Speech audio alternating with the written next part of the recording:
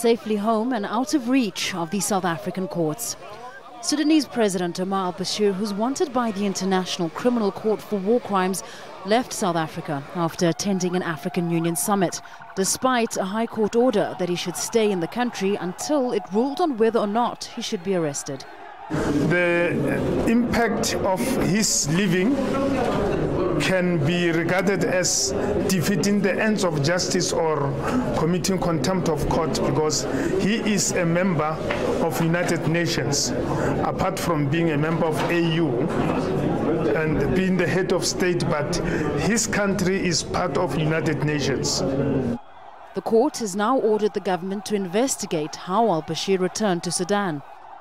While the judges upheld South Africa's obligations to the ICC, the government chose to ignore the rule of law in favor of an agreement with the African Union that sitting heads of state should not be arrested. This is in line with growing AU sentiment that the ICC unfairly targets African states and lacks credibility. This is actually 2015, it's not 1715. The concept of a European-funded NGO trying to enforce a European-directed, European-funded courts, trying to force black Africans to send other black Africans back to Europe in chains.